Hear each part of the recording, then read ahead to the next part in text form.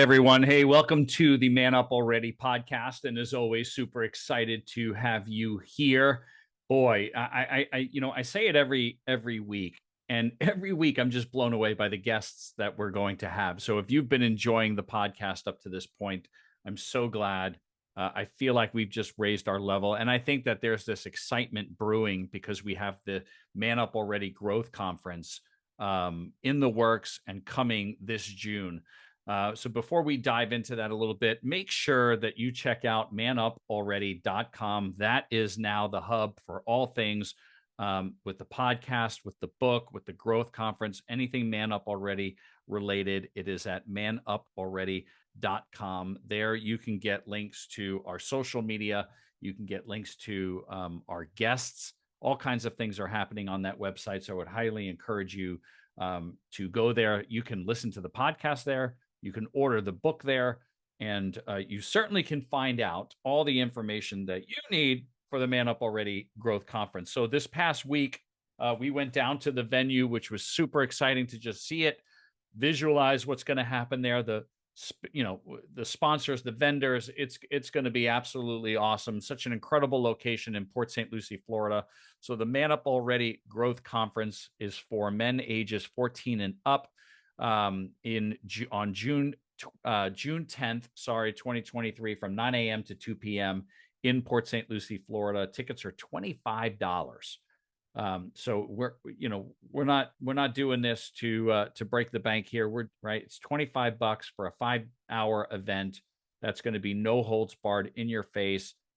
Just calling out men, right? Equipping them, empowering them. We want you or any man there to just walk out of there going, man, I was made for better. I can be better. I'm going to do incredible things. And that's the goal of the Man Up Already Growth Conference. And I can tell you that there is no other event like this one in the area here in Florida this year. Not like this one. It's going to be freaking awesome.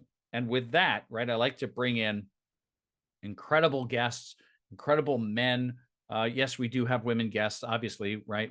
The last episode we had Sheila. She was awesome. But this guy, this guy came into my radar, in my space, through the Band of Brothers organization, which is a men's event that I go to every year up in Colorado. I had met Jeremy through a mutual friend. And there's an episode here on the podcast called Removing the Scourge Among Us that dealt with human trafficking. And it was because of me diving into that world that I was able to meet Jeremy. And this guy is the real deal, right? When I think of heroes out there doing it, this is a guy that I think of. I just think the world of him. I think he's an incredible dude.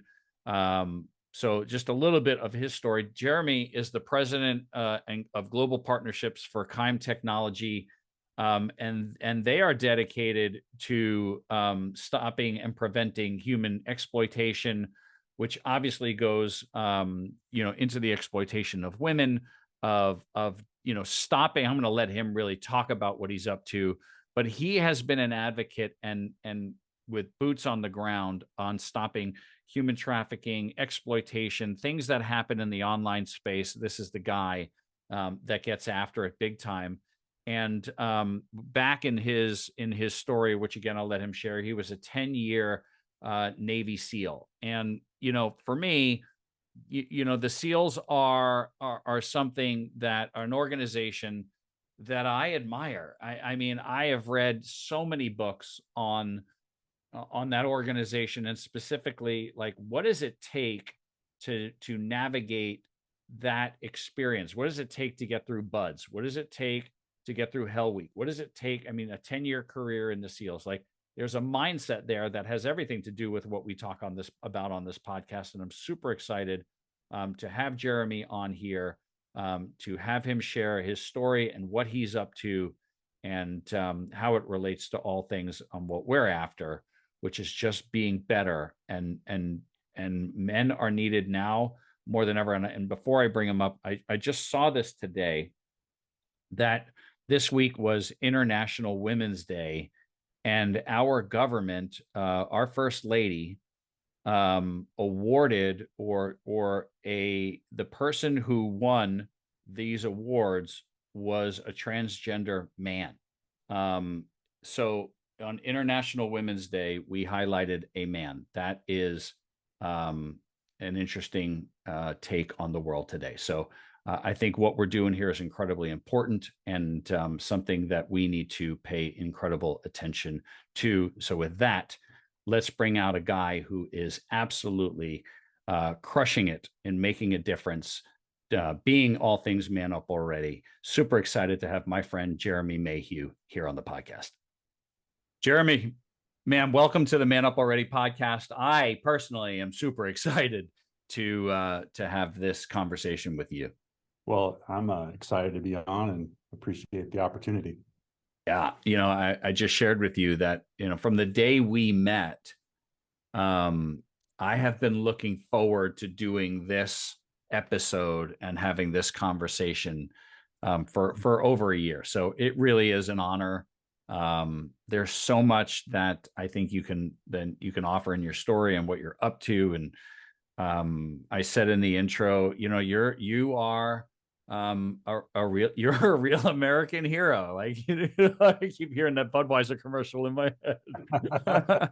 But you are, man. Like, it is. I'm not gonna, hype you up too much, but I really do. I'm excited to have you. So thank you. Yeah, absolutely. I mean, I appreciate that very much. And clearly, I think I look at we always look at those who have done far more than we have, and so I certainly don't consider myself in that hero category at all, but I appreciate the compliment, and obviously we can always point to those who've done more. So yeah. Well, let's dive in. It's right behind you is your company, and really what you're after today. So those that are listening and not seeing, your Kayam technology. I pronounced that right? correct. So let's talk about that first. We'll start there, and then we'll kind of, weave your story in and out of it. But I think you have, since I've known you, I've watched you on this journey, and you're at this point in time taking on this endeavor. So let's kind of go in to what that is. Okay. Well, recently in the last 3-4 months, myself and some partners set up a company. It's called Kayam Technology, and so CAIM technology. And Kayam is a Gaelic word for protection or sanctuary. And so if you're watching, you can see our logo has a bunch of hearts that are like wove together in like a Gaelic knot. But it's essentially, we stood this up as an anti-fraud company, and our flagship product really comes from my background over the last 8 years in the fight against human trafficking, and understanding how important data is in that fight. And so if we can take data specific to human trafficking and make it available to all different levels of, really governments, enterprises, small businesses, and then all the way down to what I'm kind of most excited about really is putting that data in the hands of an individual user. So we have an app, like a mobile app on your phone, and you can choose what you want it to monitor of other apps you're already using. So for example, if you have a daughter who's in college and you kind of fear for who she's talking to, it gives her that safety and transparency in that digital world to know if somebody's a nefarious character. Okay, so I mean, we really are diving in, and I'm going to just talk about kind of what's happening in my world personally, because you're hitting on things that are really, really relevant right now, which is obviously why you guys do what you do, right? But I have just turned over all of my social media to a manager, right? Like, I don't want to be on it. I'm going to manage certain things, but because I find the online world to be so duplicitous. Like you today, and I know you would agree with this. You don't know who you're talking to. Correct. right? So so talk about that. Let's start there, because Jeremy, I remember, gosh, it's got to be 10 years ago now.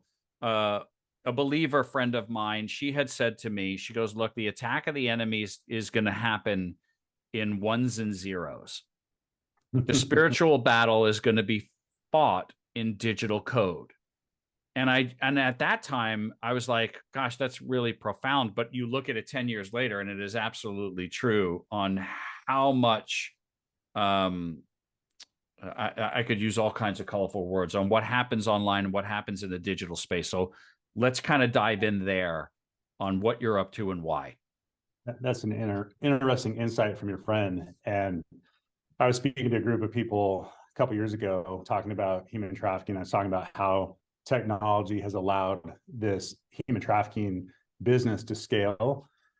And one of the older gentlemen who was a technology guy in his day basically held up his cell phone and basically just made more of a statement than a question. And he said, "You're just kind of confirming what I believed for a while, that this this cell phone, this smartphone, is really nothing more than a brick in the Tower of Babel." And Wow. I didn't really think about it like so much in the moment, because I was speaking to a group of people and I was like, okay, cool, next question." And the more I thought about it later, it's so true. And technology has really brought us to a place where we think that we don't need God. Because we can do anything through technology, right? We can serve our own purposes. We don't need a higher power. And it's also brought us to a point where we become so into ourselves, to include, we've talked about this before, some of the things I've spoke at, you've heard, even in the world of pornography, right? And the world of pornography correlates very closely with the world of human trafficking. But we live in this hyper sexualized world, and it's all being driven through technology, right? It's all being driven through, like you said, really the ones and zeros. And so, there's a fight, there's a battle going on, for our soul and for our minds. And a lot of it is just all through this, this smartphone that we become so attached to. And we can use it for good and we can use it for bad, and so we see that happening on both sides. And so it's pretty important that we find ways to protect ourselves as much as possible, especially from the bad ways that it can be used, which kind of relates back to why we started this company, so we could act on the prevention side and monitor things to protect people from some of the potential bad things out there. And you're saying that you guys have the technology that with an app you can identify, or just identify whether or not you're speaking to someone who's a fake profile, or like, how does that work? So the beginning of what we're doing with the company is focusing on like one data set specifically that's around human trafficking. So we're collecting on essentially commercial sex advertising worldwide. And so when I was at my former nonprofit, I talked a lot about this website called Backpage.com. Backpage was the block store, if you will, for escort ads.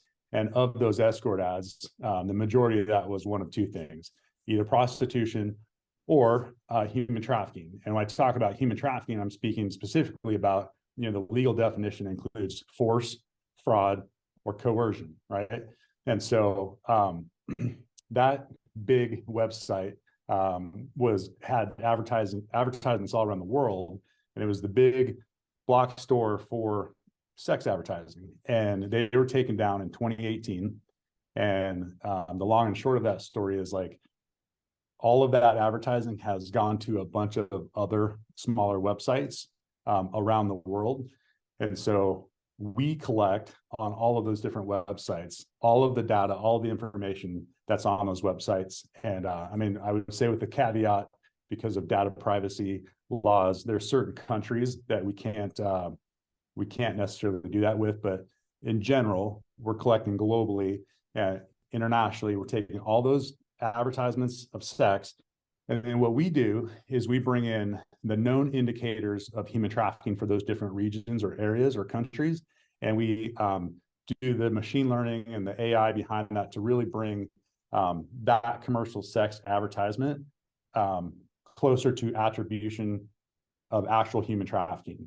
And we may not say this is 100% a human trafficker, even though we might even know that, but we can say this person popped positive in our database, specifically around commercial sex advertising, and with these attributions or these indicators of human trafficking. And so you now have the opportunity, the choice, whether you want to deal with that person or not, right? So if you're a corporation, you have some liability around that. If you're a bank, clearly, you have a mandate, you have a legal obligation that you cannot have illicit funds, and this is an illicit market, right? So you can't have illicit funds in your bank. We're getting very close as society moves faster and faster and pushes towards more awareness and more political pressure. Even the politicians are looking at that buzzword of human trafficking and saying, what can I put forth legislatively to stand on this, that I did something around human trafficking? And so we're moving forward in a space where they're going to put more and more pressure on corporations to really know your customer. And, in the KYC world, right? And so know your customer. And if they have any associations with this kind of illicit activity, you can't do business with them, which is really a win for the fight against human trafficking, because it forces those who are involved to pick a different line of business. And it also identifies where it's happening, and it can be reported from there to, law enforcement as well. But ultimately, like I said, I'm kind of most excited about getting that data down to the individual user, because as much as corporations should be doing the right thing, we don't, me personally, I'm not always going to put my trust in the corporation that they are doing the right thing on my behalf. And so if I can have the power, be empowered to navigate that on my own with the right tools and the right data, that's, and for a couple bucks a month, that's a real solution. Yeah, I think it's invaluable. I really do. In a world that is going more and more online. Now, I remember, man, I think it was 2018 when I had met someone who was in advertising, and she was moving her entire practice. I'll never forget this too. She was like, you need to check out Oculus, right? That was like when Oculus first came out. It might have even been before 2018. And she was like, the world's going to go to this. And now last night, my wife and I are sitting there watching TV, and there's a Meta commercial, where they're wearing the goggles. And like, so you think about everything going online the way it is, and how important it is to know your customer or know the person that you're talking to, and putting that in the hands of the average person. I just think it's invaluable on protecting our children, raising young adults. It's our daughter lives on TikTok. Lives, and she's that generation, right? She lives on TikTok. And there was an article, I don't know if you saw this, there was an article in the New York Post on one of the writers created a fake profile on TikTok of a 14-year-old boy. Right. And then did you see that article at all? I didn't see it, no. Yeah, I'll send it to you. It's incredibly powerful on what was programmed into, like, this is what we're going to show this 14-year-old boy. Super sexualized, aggressive. It's just it's nuts. And I think what you guys are doing, and what you stood for so long, on empowering people and stopping a lot of the evil that is happening out there, I think it's incredible. So I think it's a good moment to kind of go back. I spoke on the beginning that you started out you were a SEAL for 10 years. Many long years ago, yes. Well, tell that story. We don't have to spend a lot of time there, but there's two things. Number one, what was that for you that made you took that on? This was, I think I saw in your bio, 1996. So how old were you when you were in that, 18, 19? Or I came in the Navy when I was 19. So when I was in high school, I was looking at going to college. I was taking all of my, pre-college type classes and all these honors classes, and this was the path I was going. But then as I was looking at college, I had two older siblings who were already going to college debt, and I thought, I needed a scholarship of some kind, but really I probably wasn't going to get an academic scholarship. And soccer was my main sport that I played, and I actually lettered 4 years in high school playing soccer. And so even my junior and senior year, I was the captain of the soccer team both those years, and I just really had this like team mindset. And I knew that like what I wanted to do post high school, I wanted to be part of a team, and I wanted to be part of an elite team, and something that I knew that would push me harder than me pushing myself. I played other sports too. Baseball temporarily, I was not that great at it, so I moved on quickly. But basketball, I played up through my the end of my sophomore year, and like really good team sports where I just really loved being part of that team. And it did drive me to push myself so much harder, because in some ways you're accountable to others, right? And you're accountable to doing your best for the rest of the team. And so with that kind of background and mindset, I was, I guess probably between my junior and senior year in high school, the Air Force reached out, the Army reached out, and the Marines reached out.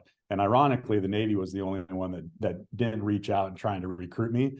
And the Army tried to schmooze me with hey, we'll send you to Hawaii, a place like Hawaii and you only have to sign up for like 2 years, and we're going to send you to the beaches in Hawaii. And I was like, that sounds amazing, which I know now that was a total lie. But like maybe 0.5% of people that come and get that in the Army. But anyways, I go into my senior year, and I'm still kind of looking at college. I'm thinking that's the path I'm going. I tried out for a couple of different soccer teams, and they all said, we'll take you on the team, but there's no scholarship money until maybe when you're junior, senior. That's just that's what we have. So it was really in those mid 90s, soccer wasn't really a big deal. And that was kind of my sport. So I wasn't looking at like, oh, great, this is going to be the scholarship path.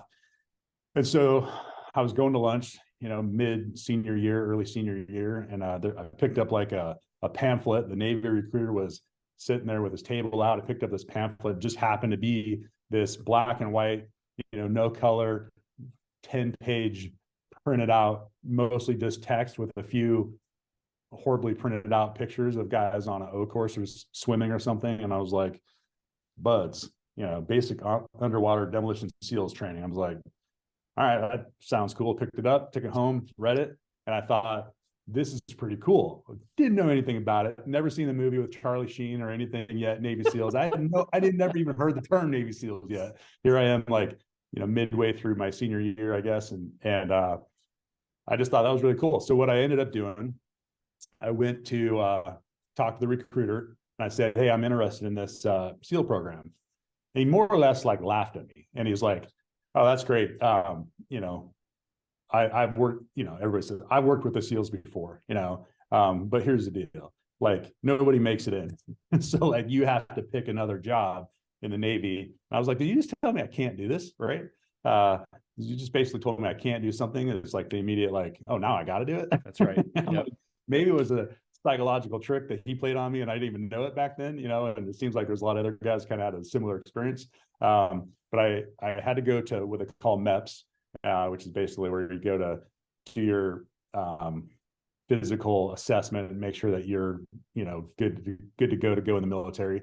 So I go from Kalispell, Montana to Butte, Montana, with one of the recruiters, and they buy me a steak dinner. They send me through the, deal. And at the very end of the chain of everything they send you through, they make you raise your right hand and stay an oath. And I was like, I didn't say I was going to do this. I just wanted to like inquire more about it. And they said, well, you got to go do the medical screening first. And then at the end of that, I was like, here, I'm with my hand up, making an oath. So I get in the car on the way back, and I tell the guy, I said, so, like, you guys kind of ran me through this, and I really feel it was like you justly told me exactly that I was signing up for the Navy. It was kind of like, this was just to see if you were qualified.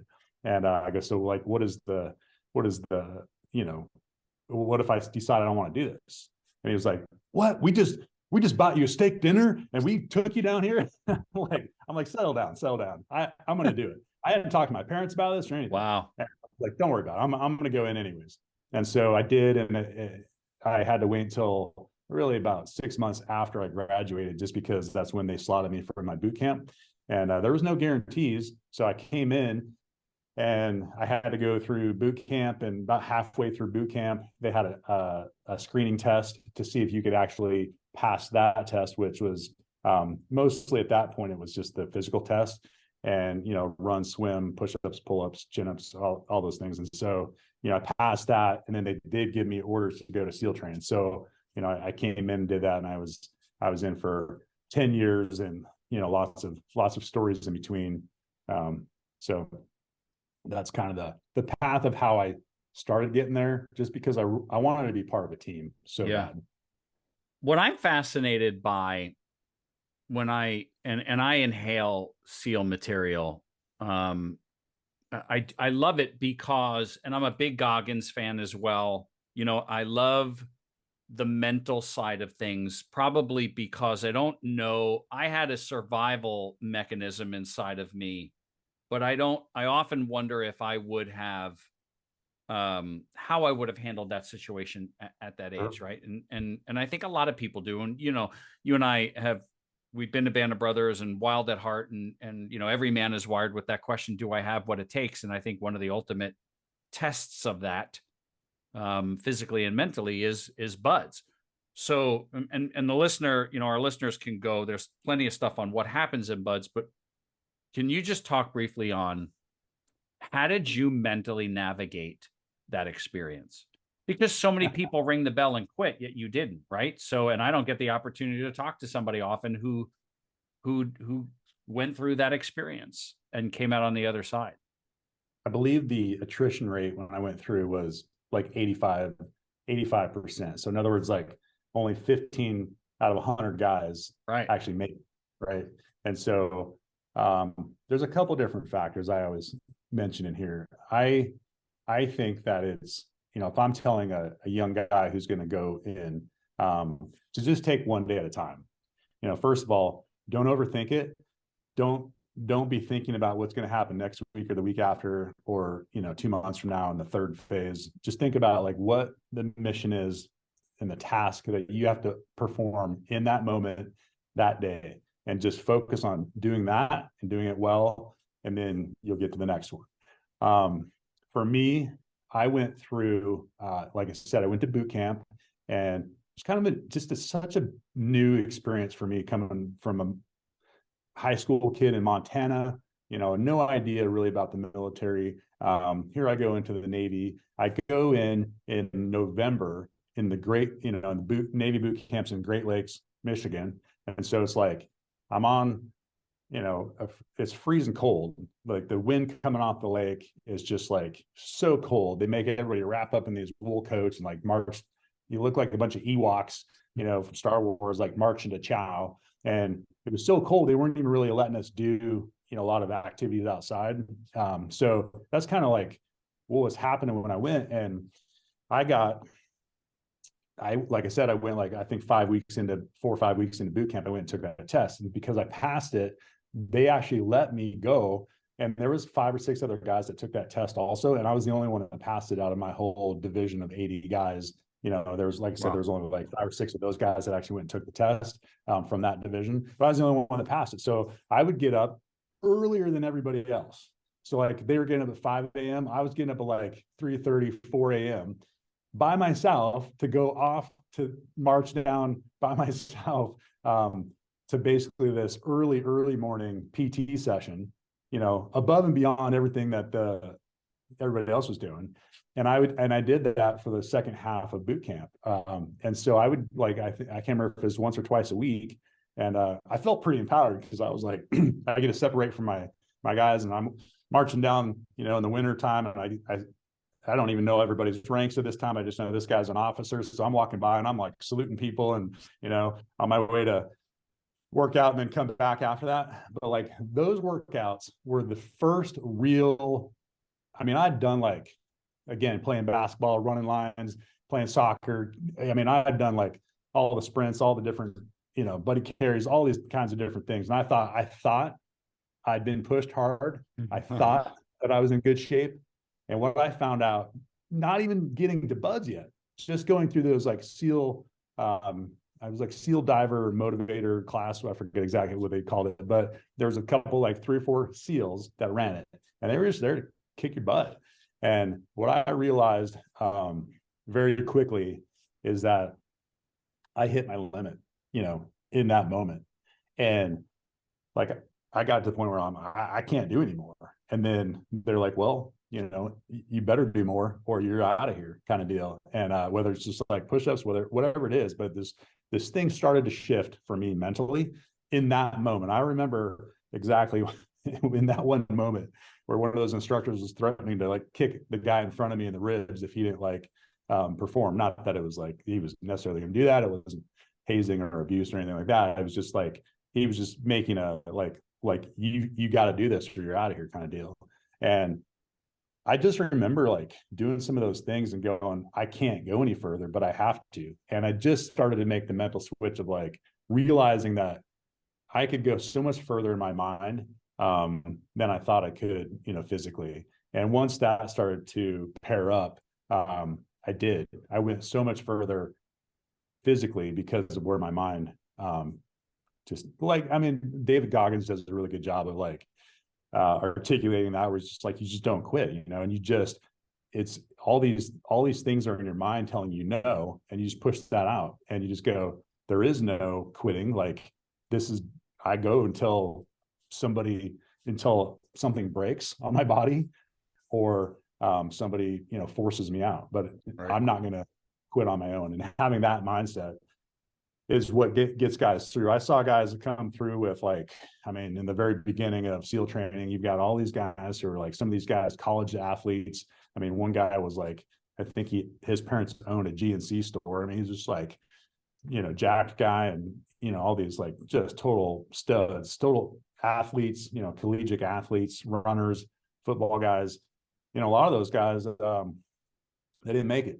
They decided it was not for them for whatever reason, but it was mostly all something in their head, I think. Right. Well, I mean, it's why the man up already mindset movement, whatever, it's why I wrote the book. It's that mindset of, there's got to be something inside of you that says, get your ass up. Like you may be down, right? But there's another level. And I have often said, you will never know all that you can be until you get to the point of all that you are.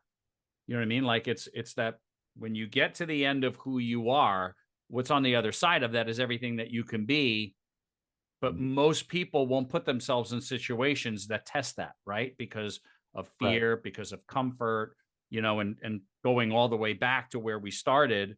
The challenge is that these digital bricks, as you said, right? They make things very easy, and they make them very comfortable. It's a lie that we know, right? Because we just don't achieve, or we get checked out or taken out because we're just not putting ourselves in those situations that allow us to find out what we're really made of or what more life can be. Yeah, for sure. I mean, you talked about like the metaverse, living in this digital world, living in this like, I've got goggles on and everything is playing out in my goggles. Like it's not real life, Right. and until you can like put all that down, which I think is the most difficult thing for especially these new generations coming up, because they've grown up with such a direct tie to that technology.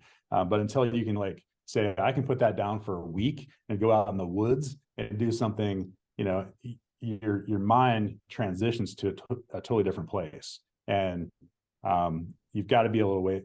I think you've got to be able to break free from that from time to time, and just kind of hit a hard reset. Yeah, I agree. It's funny too, because, gosh, I don't know how many years it was, but it took COVID for me to like, I would go to the Band of Brothers and go up in Colorado, but camping or being outdoors was something other people did. It was always in that one day kind of thing, you know what I mean? But today I got to build my business, or I got to work, or I got family stuff. And when COVID hit the pause button and we started paddle boarding and we started camping, like now, Yeah. there's literally, dude, 45 minutes from my house, is a state park. You can rent a campsite for $25. And when I'm like, I got to get out of here now, Mhm. like now I just, it's all in my garage. I grab whatever I need and I go check out for a day or 2 days of just like everything's off. I'm, in the Florida woods on the water. And I need that I just need that time. Sometimes it's just sitting there in the quiet, in nature, checked out, because the reality or the digital, space and all that, just, you got to turn it off. You got to turn it off. And I think I heard you speak, I think, to another gentleman who was like a life coach. Maybe it was a British guy that was on with you, episodes back. And I just remember you guys having a conversation about, you got to set your boundaries also. Mm-hmm. And, like, it's okay for you to say, I'm not taking phone calls, during these hours of my day. And, I had to do that in my own life a few years back, and just say, I'm not dealing with anything that's work related beyond a certain time in my day. If I come home, especially now that I have kids and a wife coming home, it's like, like that's their time, not, time for everybody else to be pinging on me. And then I'm not answering the phone call in the middle of the night either. I mean, my phone goes off, right? And there's just a period of time where you kind of have to set that aside, and then, you can have your blocks of time to re-engage in it. But you can be more successful than you think by doing that, right? Well, it's funny that you say that, because having now, right? So I'm 2 days from removing all social media apps, save one, which is LinkedIn, off my phone, out of my control. And the first day, my spirit was literally, like I said to my wife, there is a lightness in my spirit, Right, of a right. weight lifted off of me, because for me, and maybe this will help some people, because I got to believe some people can understand this. With a phone call or with an email, I for some reason I can look at those and go, okay, you can leave a message, or I'll pick that up when I need to. But a message in any form is as if you are standing right next to me saying it to me. And so the compulsion is to answer it immediately. Right? I don't know why it is with messaging, but We having all get all in of that trap, what's right? And that? even my wife gets like a phone call, she doesn't even know who it is, and she's like, I got to answer. I'm like, no, you don't. Why would you have to answer that? Right. There you So go. yeah. Speaking of which, I get a phone call right when I said that. It was Right. with my business partner. But yeah, I think like that's a big deal for people to understand, is like, you gotta set all this technology aside. And the more, I think we've talked about this too, but the more you get into all those different apps and all these different things, that you're trying to put content out there, it's like, for what? Like, what's your purpose? And then, like, the next level of that is like, are you doing it for you? Like, are you doing it to get more likes? Are you doing it to, like, and I see a lot of people fall into this. And actually, it was a real problem that I had at my former, space, in the nonprofit world. You have a lot of people that they think that the way that they get further is by having this like social media presence, Well, and by doing that is drilled into our heads, that's how you do, right? That's the that's what messaging. people market with you to. And so, like, they're like, well, you have to be out there, you have to be putting out content, you have to be doing this. And so, like, they don't even necessarily have good content, but they're just feeling that they're forced to, and then they become a slave to the wheel. And then they get a few likes, and they're seeing how many likes they got, and then it starts to like wrap up their ego in it. And then it's like, I mean, not to hit on pastors, but I think pastors are like a slave to that too, where they become like, instead of it being about the church, it becomes about that pastor, and Yep. everything is like, that whole church is the same as that pastor. It's like you can't separate them. So if that pastor has an issue or goes away, the church dies, because they were so wrapped up in, and it kind of starts with like that ego and that like narcissism. But it's like, I have to be on social media. I have to have people looking at me, and that's how I'm going to make my business successful. And I just think it's a bunch of BS, you know. You got to put out some good content, but I love what you're doing where you're like, you turn that over to somebody who's like good at that. They can take tidbits from you, but like you got to have something more of value than just you as a person. Because if, I mean, you see it across all these nonprofits, like I said, like churches, you have one person that ends up being the, Focal you point. know, they're the focal point. So as soon as something happens to that person, that whole nonprofit will just go away or fail. That whole mission, that whole church, that whole you know, whatever it is that they're doing, it just goes away because they built it on themselves, and ego drove that. So, anyways, that's my No, 2 cents on. it's funny. I'm just listening to you, and you know, it's the absurdity of, so just to get really personal, because this literally is happening in my life right now. And I'll share this, that social media was really, you want to talk about the spiritual battle.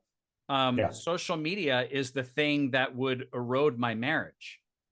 Right. sure. And how many marriages out there is that happening to, because we're just checked out, or we're engaged in things that if they were in your space physically, that might not be going on. Right. But so there's just all these different elements of it, until my wife finally was like, look, it doesn't work in the context of who we are and how we operate. And I was like, you're right. So right. And that's when I turned it over. But it's funny because Uh, yesterday I had put, so now through, and this is where technology can be really great.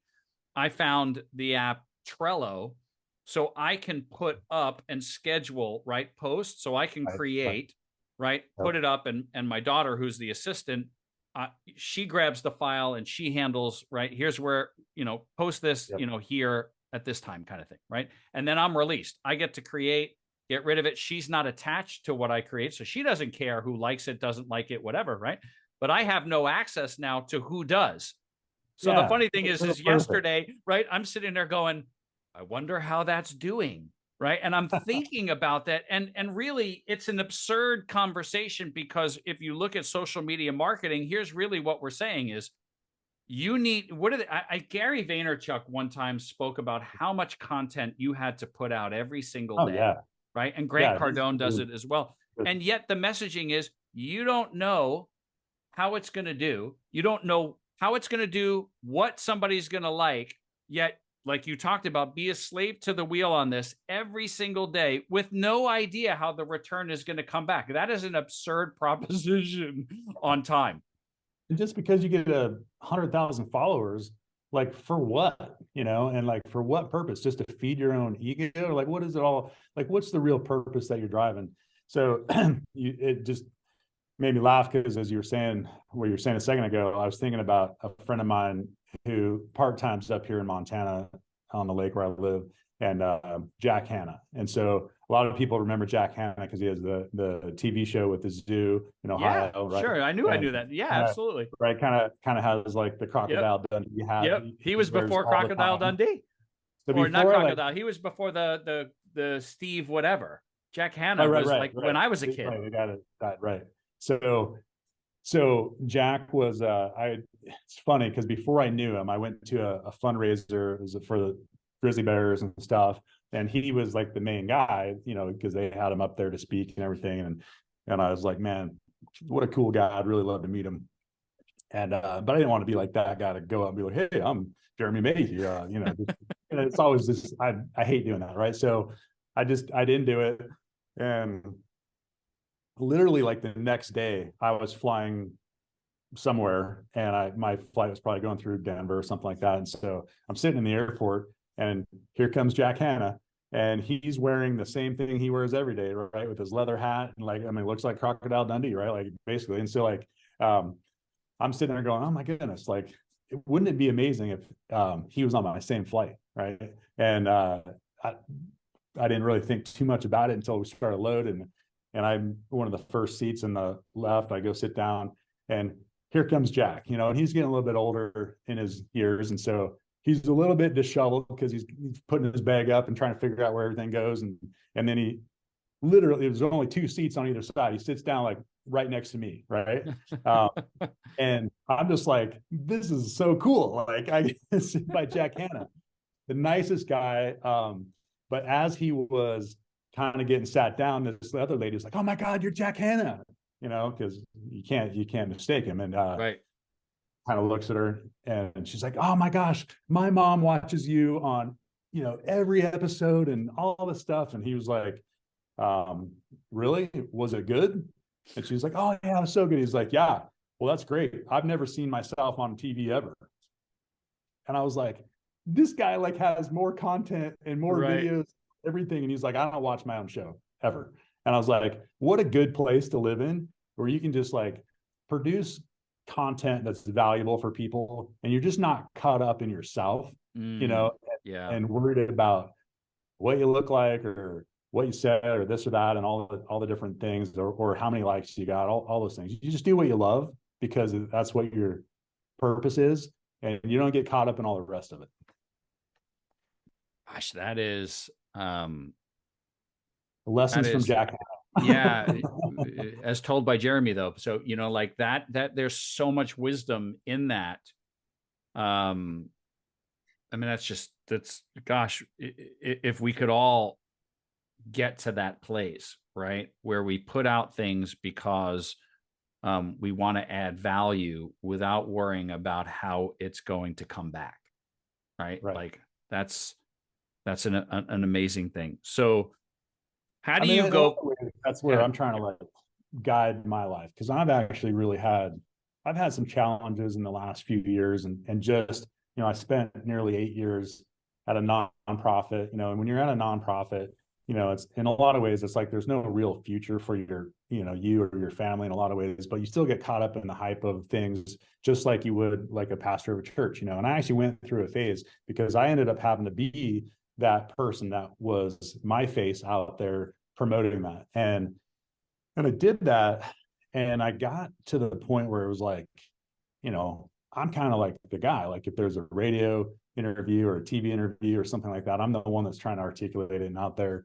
And I'm like, my level of self-importance, being self-important kind of like got a little bit elevated. And I was always trying to keep it in check, but you can't help but like kind of feeling like, okay, I need all these other people to basically just hold my bags, right? Yep. And I'm the guy, and it's just a really, there's some other military guys that I respect a lot. One of them I worked for was a guy named Ryan Zinke, and I did a lot of work with Ryan, and even outside of the military. But he's the guy that would like get involved in the small stuff and not want somebody else to take care of, hauling his bags or whatever it is, right?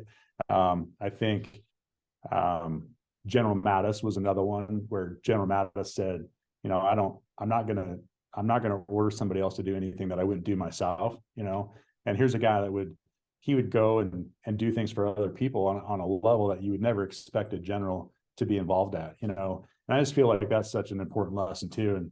And none of us are so important that we can't stay humble and be at that level where we can just always be humble and be intentional with whoever we're with, right? And I think as men, that's really what Christ calls us to do also, right? Where you see, I hate it, man. I see like people who get elevated in positions at their job or within a church structure, and the pastor is no longer willing to go and have that meeting with the guy at the hospital who's dying because he has all these other important things to do.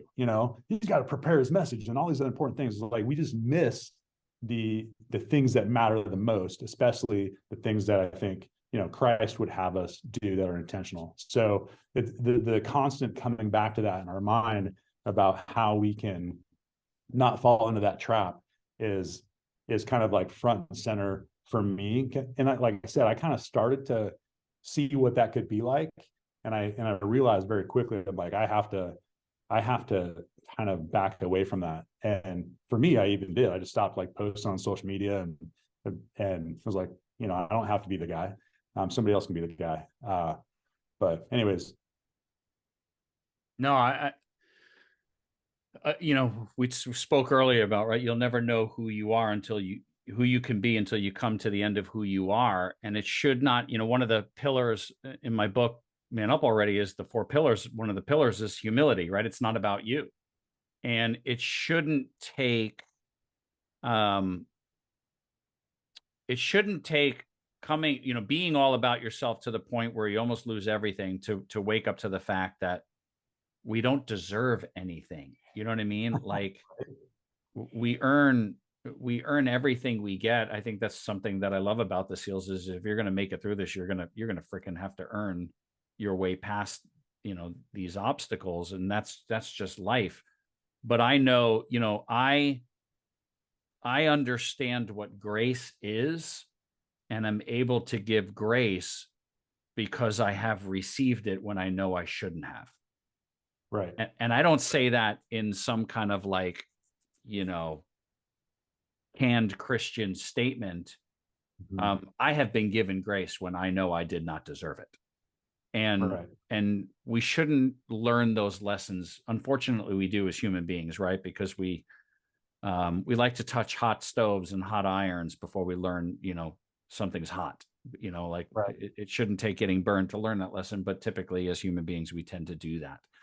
Um, but those are painful lessons, you know. It shouldn't, you see organizations collapse because they didn't learn that Right. lesson, you know what I mean? And Yeah. the good that they could do doesn't happen because it just became about something else. Right. Yeah. I mean, it's it's kind of something that I've seen.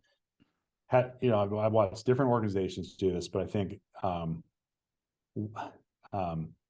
once a person becomes um, symbiotic with the organization, you know, like you can't separate them, then it's almost just like it's almost just like a level of really, I think ego is always one of the biggest things that um, tears things apart, right? I mean, there's so many coaches out there that, you know, talk about ego and how to, you know, kind of keep your ego in check, because ego ruins like everything. It's like the opposite of being humble, you know. And it's ego is the opposite of all the things we're called to do biblically, right? Right. Yep. And your point of like, you know, it's not about you, and everything should be about others and service. I mean, if you want to live a Christian life and you want to follow Christ, you know, I mean, Christ was the ultimate servant, you know. We're really trying to follow that, you know, you have to like get rid of the ego.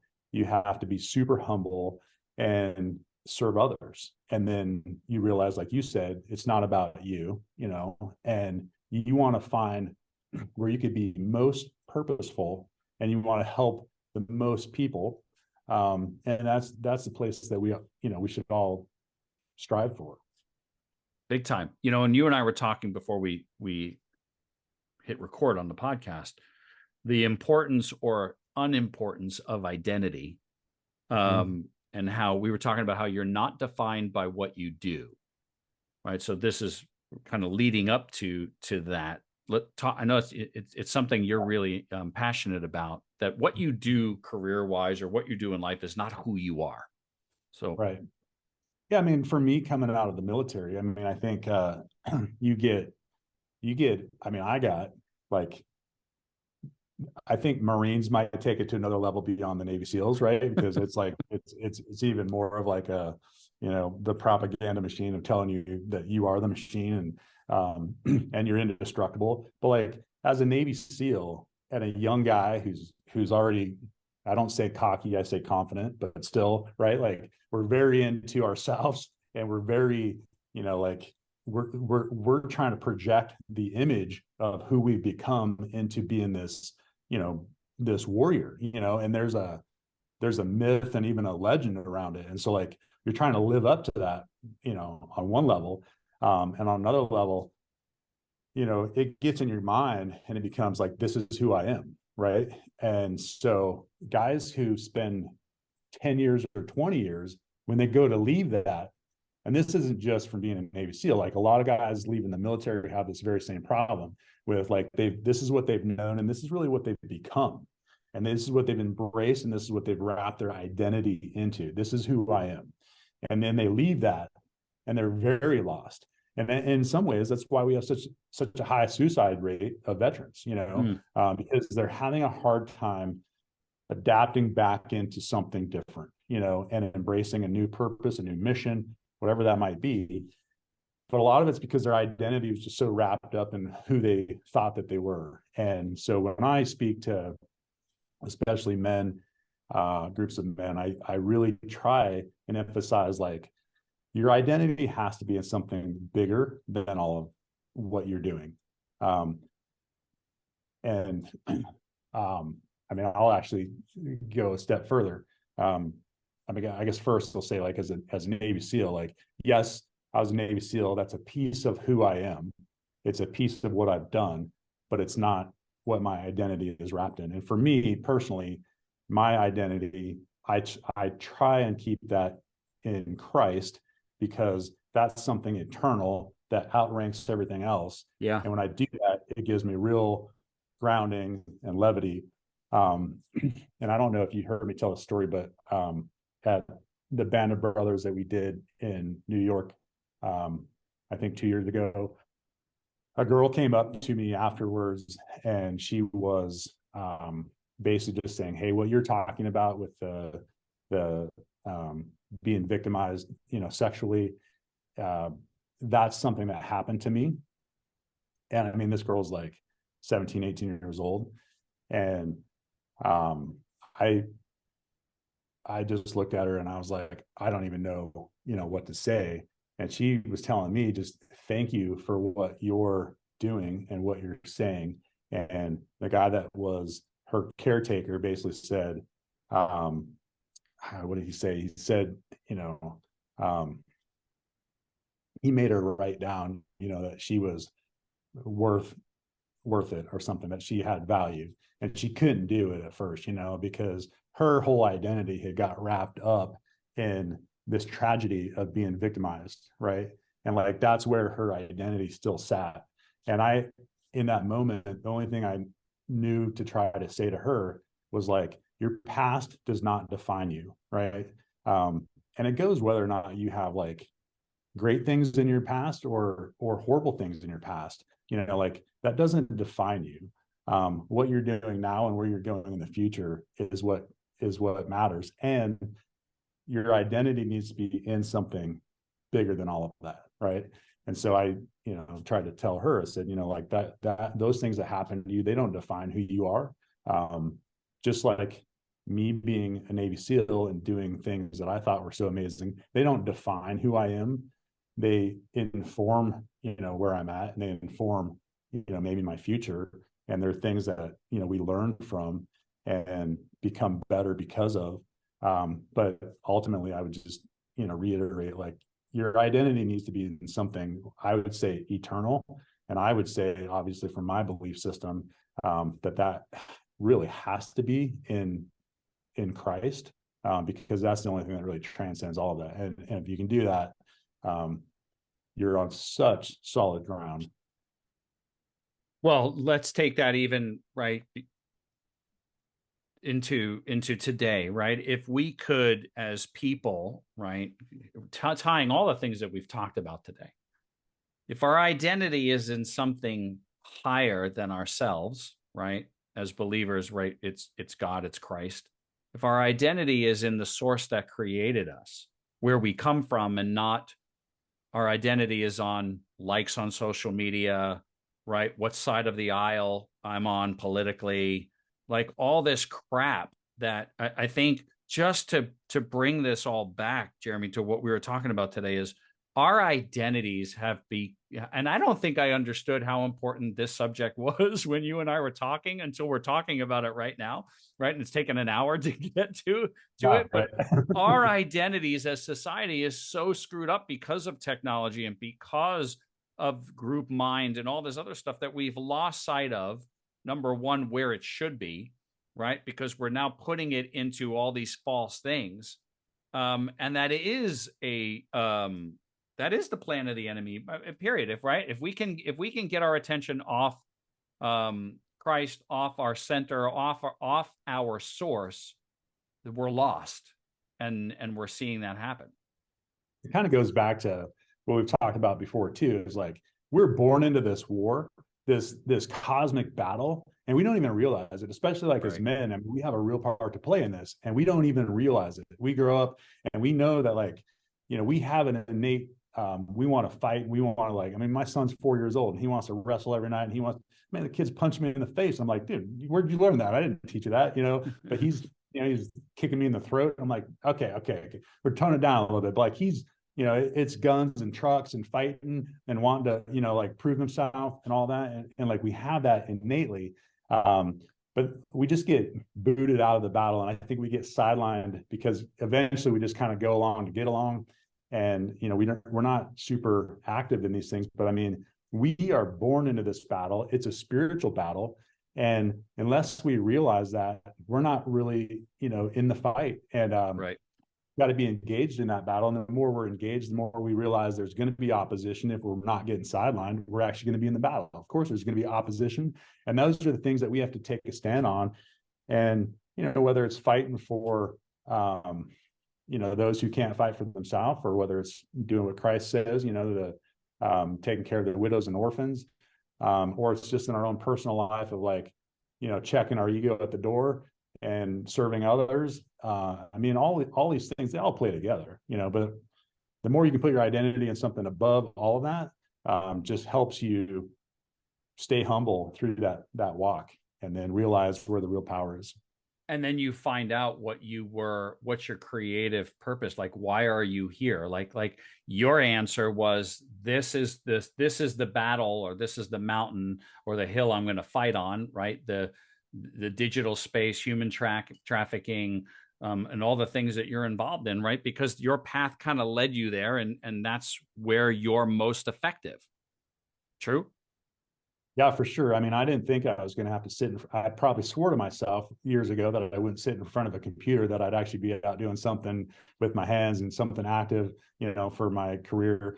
But, things have led me to this place. And there was even a point recently where I was kind of done with the fight against human trafficking. I was done with the nonprofit space, and fairly disenchanted with a bunch of things that happened there.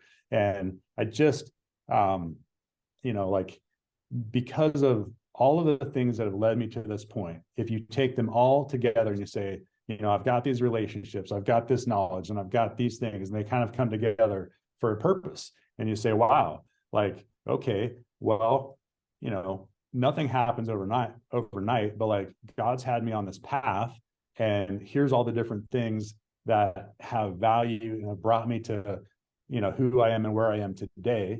And so if I move forward in, these open doors, I very quickly realized, like, hey, this is like something where I have a real purpose.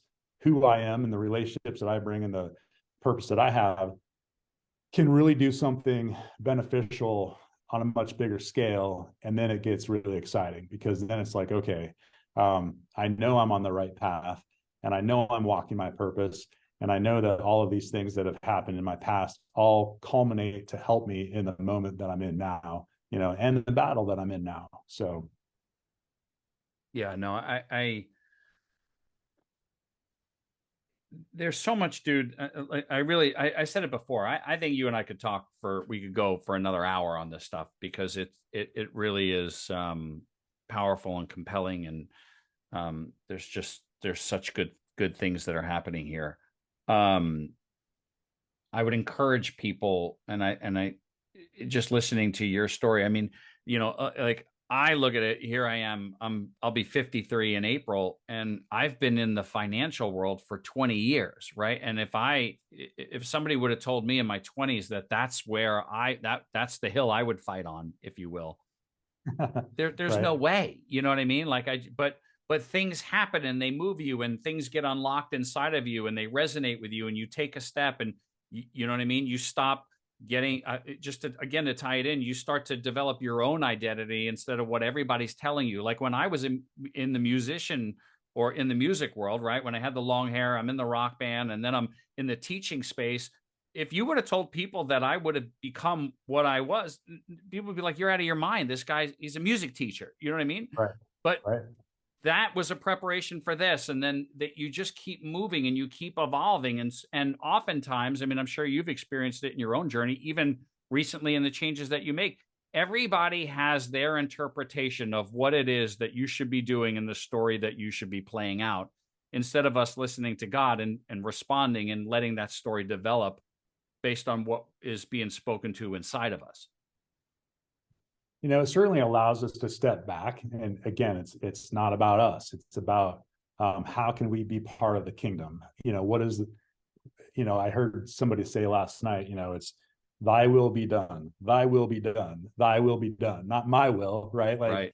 Right. and the more we can focus on, like, how can I just be part of thy will, like, and I mean, like I said before, I got to the point over the last handful of years where it was like, I gotta like focus and hone in on what God wants me to do more than what I think I might want to do.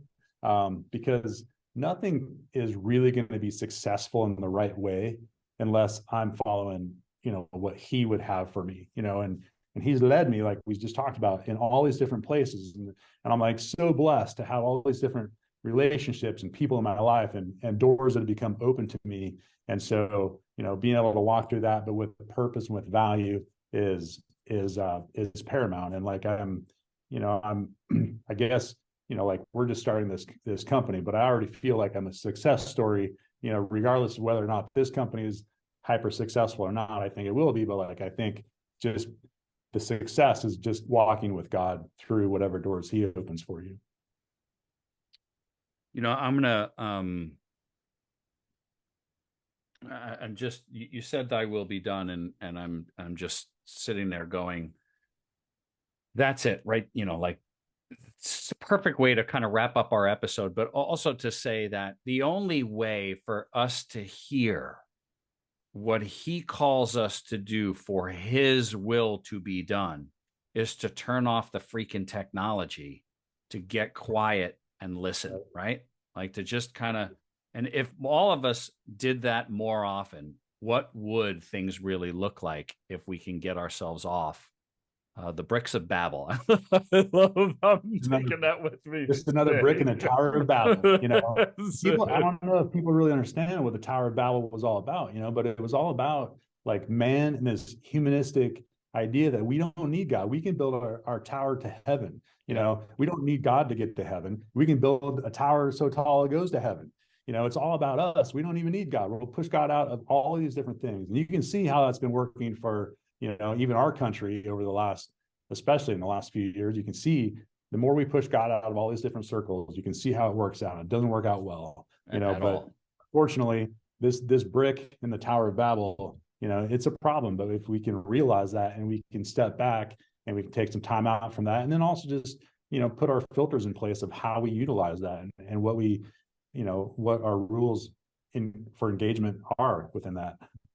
Yeah, no, dude, you brought so much content today. I can't thank you enough for being on. Truly, I could keep going, but then our episode would not be, and we got to get on with our day. But I just can't tell you how much I appreciate you, dude, being here.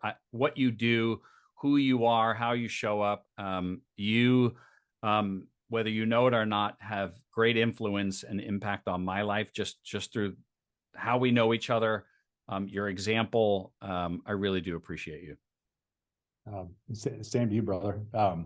We'll have to do it again sometime, and I appreciate the opportunity, and I appreciate the conversation. Yeah, absolutely. Absolutely. Let me wrap up with this. If I always ask our guests, how do people find you? What's the best way for them to get in touch with you? Do you want that? Like, where are you out there? Yeah, sure. For me, probably LinkedIn would be the best place to, contact me directly and send me a message. And as far as our company, we're probably 30 days away from kicking off the mobile app I mentioned, and some of the other features. And so people can go to the website, which is just caim.tech. So CAIM.tech. And they can actually pre-register, I think, on there as well, and get updates as that comes out. And so you can follow us through that, and the company is on social media. I'm not super big on social media, so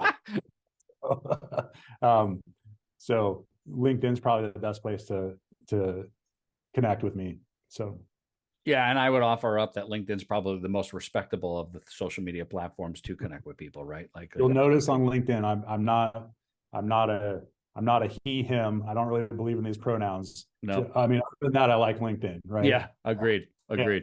Yeah. So, other than that, LinkedIn's pretty professional. Yeah. Well, Jeremy, thanks again. I really appreciate you being a guest today. Yeah, absolutely. It's always such an honor to have such incredible guests here on the podcast. And the podcast just wouldn't be what it is without our great sponsor, Master Beef Jerky. Head on over to masterbeefjerky.com. Check out their product. It is really incredible beef jerky if you're a fan like we are. It's made here in the USA. It's handcrafted. There's no MSG. It's low in fat. It's gluten-free. It's just freaking good. Their motto is bold flavor, tender bite, and they've got flavors like their original. They've got smoked barbecue, Korean barbecue, Western teriyaki, sweet and spicy, mango and pineapple, carne asada, garlic pepper, a Carolina Reaper flavor, and black pepper. It is good stuff. Head on over to masterbeefjerky.com, and on your order, if you put in coupon code MUAP, you will get 20% off. Master Beef Jerky, bold flavor, tender bite, and a great sponsor of the podcast.